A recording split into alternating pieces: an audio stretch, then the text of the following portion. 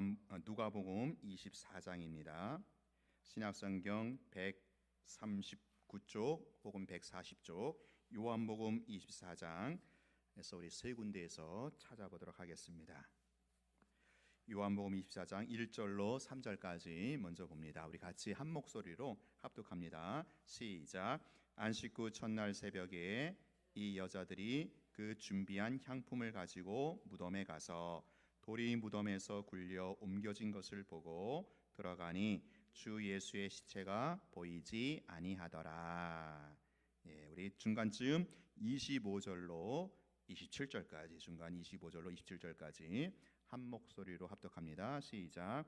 이르시되 미련하고 선자들이 말한 모든 것을 마음에 더디 믿는 자들이여, 그리스도가 이런 고난을 받고 자기의 영광에 들어가야 할 것이 아니냐 하시고, 이에 모세와 모든 선자의 글로 시작하여 모든 성경에 쓴 바 자기에 관한 것을 자세히 설명하시니라. 아멘. 자, 마지막 넘어가서 우리 45절부터 볼게요. 45절로 48절까지입니다. 시작. 이에 그들의 마음을 열어 성경을 깨닫게 하시고 또 이르시되 이같이 그리스도가 고난을 받고 제3일에 죽은 자 가운데서 살아날 것과 또 그의 이름으로 죄 사함을 받게 하는 회개가 예루살렘에서 시작하여 모든 족속에게 전파될 것이 기록되었으되 너희는 이 모든 일의 증인이라. 아멘. 오늘 부활절을 맞이해서 예수 부활은 말씀으로 깨닫는다라는 제목으로 말씀을 또 은혜를 받도록 하겠습니다. 예수님은요, 금요일에 십자가에서 못 박혀 죽으셨고요. 그 다음 날이 토요일인데 이날이 이제 안식일입니다. 안식일을 지나서 안식 후 첫날이죠. 오늘날로 치면 주일이죠. 주일에 부활을 하셨습니다. 누가복음에서는요, 이 부활하신 예수님을 이게 세 군데 장면에서 보여주고 있어요. 오늘 우리가 세 번 읽었죠. 바로 그 세 번이 안식 후 첫날 하루 동안에 다 있었던 일이에요. 첫 번째가 새벽에 있었던 일이고, 두 번째가 한낮에 걸쳐서 있었던 일이고요. 마지막 세 번째가 이제 저녁에 밤중에 있었던 일입니다. 첫 번째가 이제 부활하신 예수님이 여인들에게 부활을 선포하는 그런 장면이죠. 무덤에서 있었던 일이죠. 새벽에. 두 번째가 이제 그날 한낮에 있었던 일인데 엠마오로 가는 두 제자에게 부활하신 예수님이 나타나신 장면입니다. 엠마오로 가는 도상에서 있었던 일이고, 또 이제 그 두 명의 그 제자들의 집에서 있었던 일입니다. 마지막 세 번째는 이제 그날 밤중에 11 제자에게 부활하신 주님이 직접 나타나셔서 부활의 사실을 확인시켜주는 그런 일이었습니다. 이게 이제 11 제자가 그날 비밀 아지트, 아마 예루살렘 어디엔가 비밀 아지트에 이렇게 모여 있었거든요. 거기 밤에 예수님 찾아가셔서 부활하신 모습으로 찾아가셔서 그들에게 나타나신 거예요. 이게 다 안식 후 첫날 주일에 하루 동안에 있었던 세 번의 사건입니다. 이 세 번의 사건, 이 세 번의 장면을 유심히 살펴보면 오늘 이 본문에서 우리에게 말해주고 있는 굉장히 중요한 의미심장한 그런 사실, 그런 팩트가 있습니다. 여러분, 먼저 질문할게요. 지금 이 본문에 나오는 이들에게, 등장 인물들에게 부활을 믿도록 하는 가장 확실한 방법이 무엇이겠어요? 다시 말하면 이들로 하여금 부활의 믿음을 지니도록 하는 가장 확실하고도 가장 분명한 방법이 뭐겠어요? 그것은 바로 부활하신 예수님이 자신을 직접 보여주고 확인시켜주는 그런 방법입니다. 그게 가장 확실하고 가장 분명하죠. 이것보다 확실한 방법이 없잖아요. 마치 그냥 호랑이를 직접 보여주는 게 가장 확실하지 않겠어요? 자, 근데요, 오늘 본문을 가만히 보면 예수님이 부활하신 당신의 모습을 보여주고 확인시켜 줌으로써 그들로 하여금 부활의 믿음을 갖도록 그렇게 하지 않으셨다라는 거예요. 의도적으로 그렇게 안 하십니다, 예수님이요. 자, 첫 번째 장면 보세요. 새벽에 무덤에서 있었던 일이잖아요. 이때 부활하신 예수님은 아예 여자들에게 나타나요, 안 나타나요? 아예 안 나타나셔요. 대신에 두 명의 천사가 나타나서 무덤을 찾은 여인들에게 예수님의 부활을 알리고 있어요. 자, 이게 첫 번째 장면이고요. 두 번째 장면에서 자, 부활하신 예수님이 이번에는 엠마오로 가는 두 사람에게 이번에는 나타나셔요. 그래서 그들과 이제 길에서 이제 말도 섞으시고 나중에는 그들의 집에 들어가서 식사까지 같이 하십니다. 자, 근데 여기서 우리가 명심할 것이 있어요. 이 두 사람이 그때까지, 그러니까 지금 부활하신 예수님과 말도 섞고 식사를 할 때까지, 그때까지 그가 부활하신 예수님이다라는 사실을 인지하지 못했다라는 거예요. 아직까지 몰랐다라는 거예요. 왜냐하면 16절 말씀 보세요. 16절 말씀대로 주님이 이들의 눈을 의도적으로 가렸기 때문에 그래요. 자, 우리 16절 다시 한번 보면요. 그들의 눈이 가리어져서, 이게 이제 수동태로 되어 있거든요. 그러니까 누군가가, 그러니까 주님이시죠. 예수님이 이들의 눈을 가리신 거예요. 그래서 주님을 알아보지 못하도록 일부러 그렇게 하신 겁니다. 물론 나중에 예수님이 이들의 눈을 열어주시죠. 그래서 이들이 부활하신 예수님을 알게 되었지만, 그것을 깨달았을 때, 아, 이분이 부활하신 예수님이구나, 이걸 깨달았을 때는 이미 또 예수님이 휙 하고 사라지셨어요. 여러분 31절 보세요. 31절 보면 그들의 눈이 밝아져 그인 줄 알아보더니 예수는 어때요? 그들에게 보이지 아니하신지라. 이 예수님이 휙 하고 또 없어지신 거예요. 자, 그러니까 사실은 예수님이 부활하신 모습으로 이들에게 나타나서 이들이 부활의 믿음을 갖게 된 것이 아니라는 거죠. 이들은요, 예수님인 줄 모르고 그저 그 예수님과 말도 섞고 그리고 나중에 집에 들어가서 식사도 했던 겁니다. 예수님이 일부러 그렇게 상황을 만드신 거예요. 자, 세 번째 장면 역시 마찬가지예요.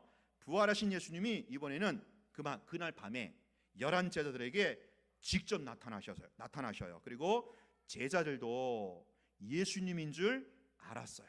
지금 비밀 아지트에 숨어갖고 막 무서워서 벌벌 떨고 있잖아요. 자기들도 언제 잡혀갈까. 근데 그곳에 예수님이 나타나셔서 그들에게 부활하신 모습을 보여주시고 확인시켜 줍니다.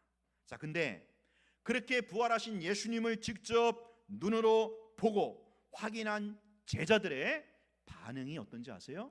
여러분 41절 보세요. 41절 보면 그들이 너무 기쁘긴 했어요. 기쁘겠죠. 그러나 아직도 뭐예요? 믿지 못하고, 아직도 믿지 못하는 거예요. 부활하신 예수님을 봤어요. 만났어요. 확인했어요. 그런데 아직은 믿음이 없는 거예요. 주님이 믿음을 허락하지 않은 거죠.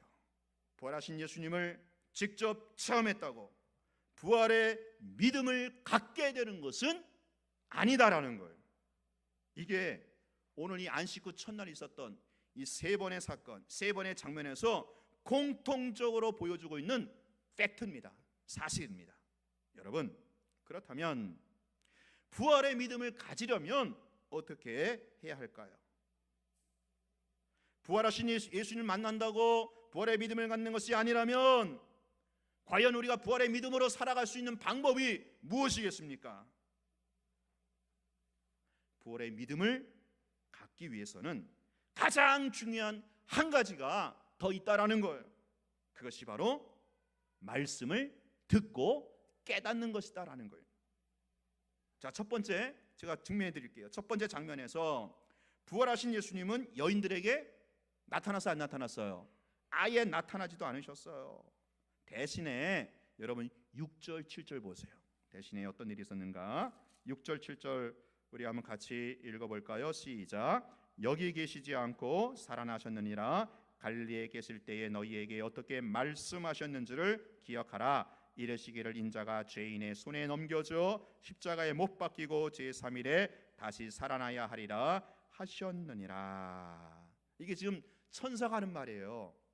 천사가 나타나서 예수님이 앞서 선포했던 그 말씀을 천사가 반복함으로써 여인들로 하여금 그 말씀을 기억해내고 그 말씀을 깨닫도록 하신 겁니다.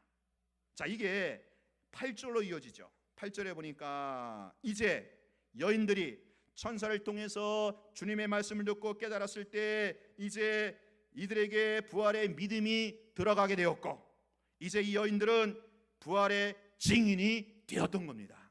이제 그 제자들이 모여있는 그 아지트에 가서 예수 부활했다 증인의 사명을 감당하는 거예요. 다시 말하면 이 여인들이 부활의 믿음을 갖게 되고 부활의 증인이 된 것은 부활하신 예수님을 직접 만나고 보고 확인함으로써가 아니라 바로 말씀을, 이미 예언된, 이미 주어진 그 말씀을 듣고 깨달음을 통해서 부활의 믿음을 갖게 되었고 부활의 증인으로 살게 되었다라는 거예요. 첫 번째 장면은 그렇습니까? 두 번째도 마찬가지예요. 자, 두 번째 사건, 부활하신 예수님이 엠마오로 내려가던 두 제자에게 나타나시긴 했었어요. 이번에는. 그런데 이들은 주님인 줄, 예수님인 줄 알지 못했어요. 예수님이 의도적으로 이들의 눈을 가리셨기 때문에 그래요. 그리고 예수님은 이들과 함께 길을 가면서 그리스도의 고난과 영광에 대한 성경 말씀을 자세히 풀으시고 설명해 주셨어요. 그게 26절, 27절이죠. 자, 보세요. 26절, 그리스도가 이런 고난을 받고 자기의 영광에 들어가야 할 것이 아니냐 하시고, 이에 모세와 모든 선지자의 글로 시작하여 모든 성경에 쓴 바 자기에 관한 것을 자세히 어떻게 했어요? 설명하시니라.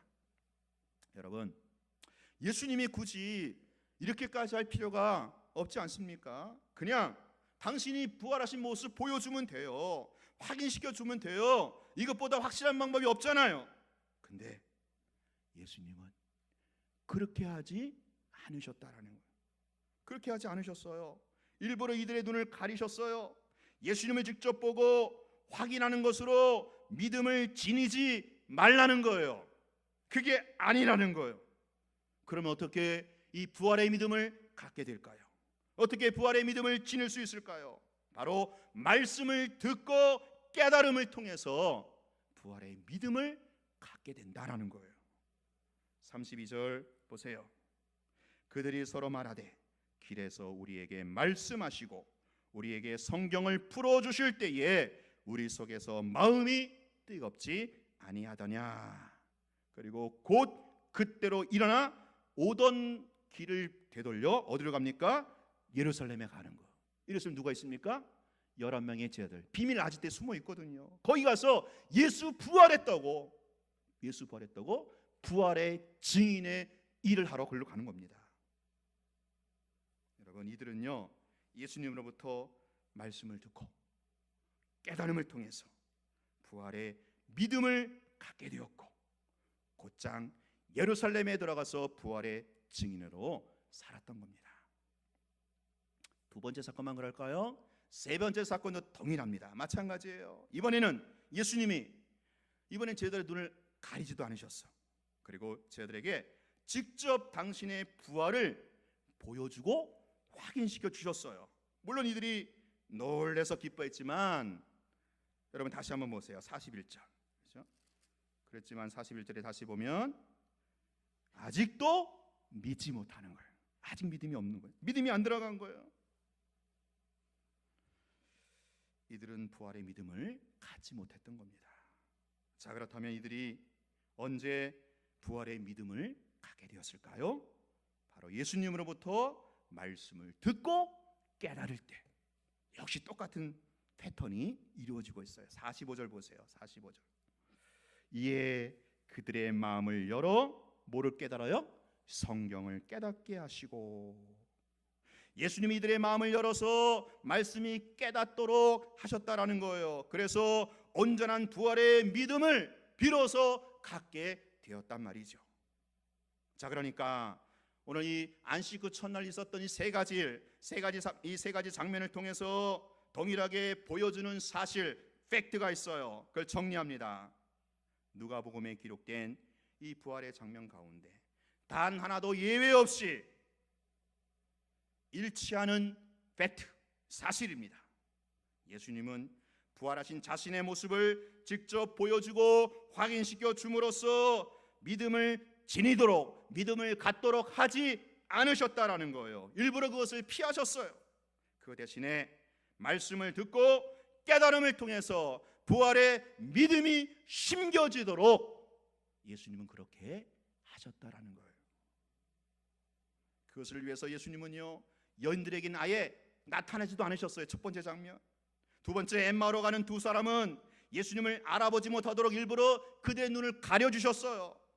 세 번째 장면, 11 제자들 역시 말씀을 깨닫기 전에는 믿음을 허락하지 않으셨던 거예요. 여러분, 그래요. 여러분, 우리가 이 제자들이 부활을 눈으로 본다고 믿음이 생기는 것이 아니더라는 거예요. 부활의 믿음은요, 말씀을 듣고 깨달을 때 주어지는 선물이에요. 이게 오늘 부활절을 맞는 오늘 우리에게도 동일하게 적용되는 원리가 아니겠어요? 여러분, 지금 우리는 부활하신 예수님 볼 수 없잖아요. 만날 수 없잖아요. 그럼 어떻게 우리가 부활의 믿음을 갖고 부활의 믿음으로 살아갈 수 있겠단 말입니까? 왜 예수님이 굳이 제자들에게 이렇게까지 하셨을까요? 왜 제자들에게 말씀을 듣고 깨닫는 방법을 통해서만 부활의 믿음을 주시는 것일까요? 바로 오늘 우리 모두를 위해서라는 거예요.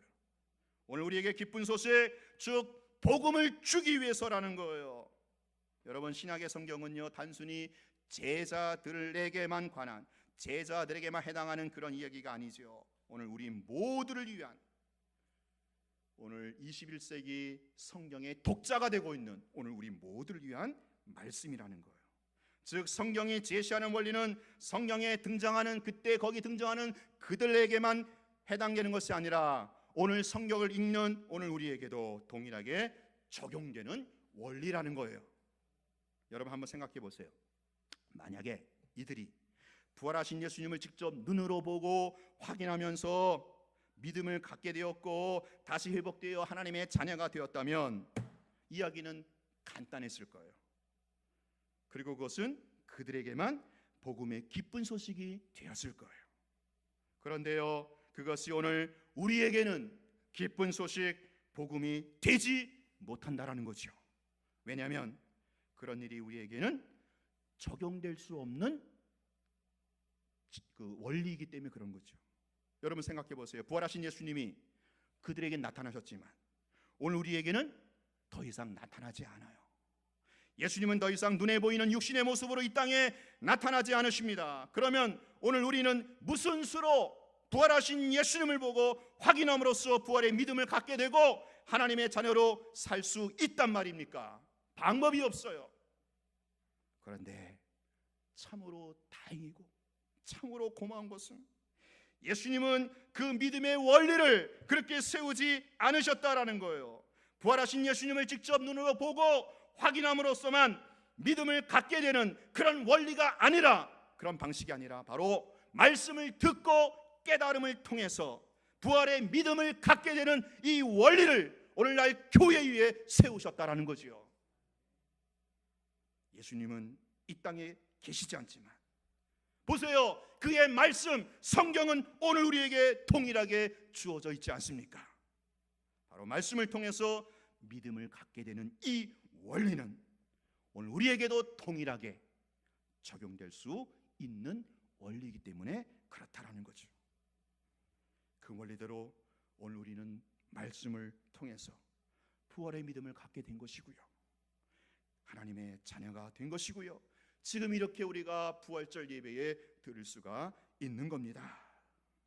여러분, 성령의 인물 그 가운데 어느 누구도 지가 먼저 주님을 찾음으로 부활의 믿음을 갖게 된 사람 아무도 없어요.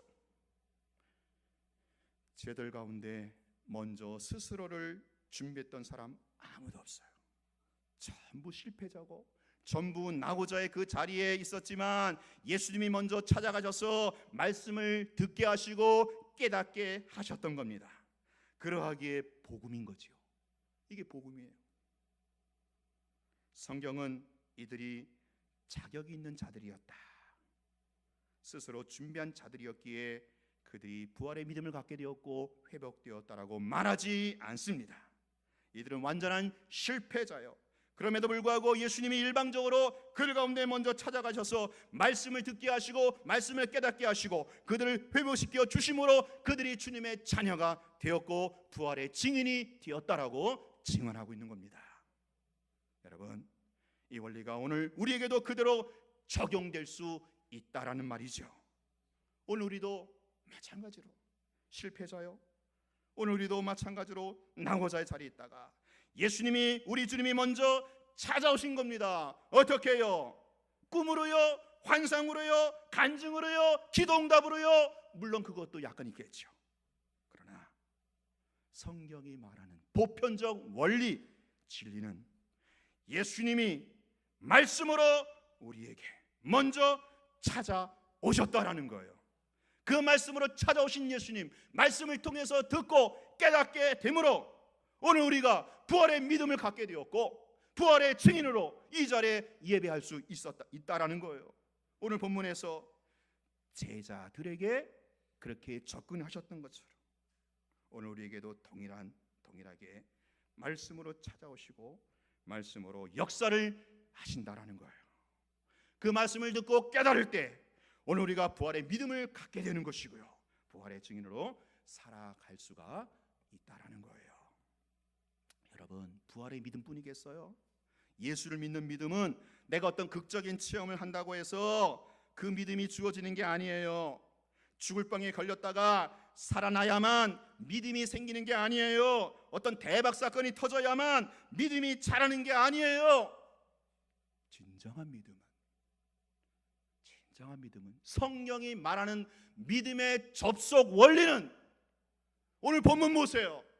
분명히 말씀을 듣고 깨달을 때 그때 믿음이 접속된다라는 거예요. 제가 늘 생각하는 안타까운 사람이 있어요. 저희 시골 교회. 그분은요, 죽을 병에 걸렸다가 그 기도응답으로 고침받았어요. 근데 그분이 1, 2년 동안 뜨겁게 신앙생활 하시더니 1, 2년 있다가 그냥 옛날 모습 돌아갔어요. 교회도 안 나오시고 그냥 자연인, 뭐 지금 이제 페인으로 사시더라고요. 어쩌다 이제 시골 가서 보니까. 그러니까 지금 이게 참 그런 것 같아요. 여러분, 우리가 뭐 어떤 사건을 경험하면 좀 이렇게 부활하신 예수님 만나면 뭔가 믿음이 들어갈 것 같은데 그게 아니더라는 거예요. 실제적으로 그게 아닙니다. 그렇게 해서 믿음이 들어가지 않아요. 그런 믿음 오래가지 못해요. 진정한 믿음은 내가 어떤 사건을 경험했다고 주어지는 게 아니라 바로 하나님의 말씀을 듣고 깨달을 때, 그때 주님으로부터 주어지는 선물이에요. 그 믿음은 선물이라고 예배소에서 말하잖아요. 이게 바로 하나님이 교회에게 정하신 하나님의 방식, 합법적인 하늘의 방식이다라는 거예요. 여러분, 목사의 관심이 무엇이겠어요? 어쨌든 우리 성도들이 믿음이 자라고 믿음이 성숙하고 그 믿음으로 자유하고 행복한 인생을 사는 거예요. 이게 저의 목적이고 목회의 방향이죠. 우리 성도들이 믿음으로 승리하고 믿음으로 생기 있게 살아가고 믿음으로 역동적으로 사는 거, 이게 이제 목회의 방향이죠. 이를 위해서 제가 할 수 있는 일이 뭐겠어요? 바로 여러분들이 말씀을 듣고 깨닫는 것, 이것만이 믿음이 들어가고 믿음이 성숙하고 믿음으로 자라게 된다라는 거예요. 그래서 제가 이제 대신반 끝나면 5월부터 본격적으로 말씀 훈련에 들어가려고 해요. 우리 성도들 어쨌든 믿음이 들어가게 하고 믿음이 성숙하고 믿음으로 자랄 수 있도록 제자반도 개설하고 이제 양육반도 개설하려고 그래요. 여러분, 우리가 주일에 한 번 예배드렸다고 믿음이 다 자라지가 않아요. 물론 그게 가장 중요하죠. 근데 우리가 정말 믿음이 자라고 성숙하고 정말 이 믿음의 이 영웅으로 승리하며 살아가기 위해서는요, 주일 한 번 예배 갖고 참 많이 부족해요. 말씀을 듣고 깨닫고 공부하는 이 과정이 필요해요. 이 코스가 꼭 필요하더라고요. 그래서 저는 여러분에게 도전합니다. 여러분, 그렇죠? 내가 정말 믿음이 자라기 위해서, 정말 부활의 믿음으로 살아가기 위해서, 여러분 딴 거 기대하지 마세요. 물론 딴 것도 필요해요. 기도응답도 받아야 되고, 뭐 살아계신 하나님 체험도 해야 되지만, 정말 살아계신 하나님을 체험하고 인격적으로 만나는 것은 말씀을 듣고 깨달음을 통해서만 이게 가장 보편적인 우리 예수님이 정하신 교회 허락하신 방식이다라는 거예요. 그래서 그 방식을 우리가 장착하지 않습니까? 그래서 여러분들이 좀 많이 적극적으로 참여하셔서 정말 그냥 한번 예배 드리는 것으로 끝나지 마시고 말씀 공부를 통해서, 말씀의 훈련을 통해서 여러분의 믿음이 자라고 그 믿음으로 승리하며 살아가는, 정말 이 부활하신 그 예수님의 그 부활의 능력을, 그 부활의 권세를 내가 힘입어서 오늘 나도 부활하신 예수님처럼 살아가는 이러한 축복과 은혜가 있기를 주의 이름으로 축원합니다. 네, 우리 말씀 기억하면서 준비하신 예물 드릴 때 부활하신 부활절 감사헌금을 또 같이 드리도록 하겠습니다. 우리 찬송가 171장.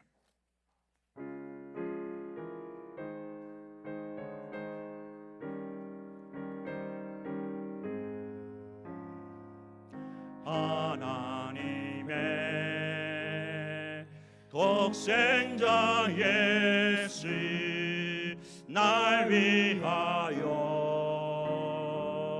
오시었네. 내 모든 죄 사하시려고 십자가 지셨으니 다시 사셨네. 살아계신 주 나의 참된 소망 두려움이 사라지네. 사랑의 주네 할 길은 노하리. 내 모든 삶의 기쁨 늘 충만하네. 주 안에서 거듭나느니 기뻐하고 찬양하리. 가슴 속에 넘치는 박신 우리의 가는 길에 소망 넘치네. 살아계신 주 나의 참된 소망 두려움이 사라지네. 사랑의 주네 할 길은 노하니. 내 모든 삶의 기쁨 늘 충만하네. 선한 싸움 다 마친 후에 우리 주님 배우리라. 사망 권세 다 물리치고 주님이 다스리니 영광 넘치네. 살아계신 주 나의 참된 소망 두려움이 사라지네. 사랑의 주네 갈 길은 노하니. 내 모든 삶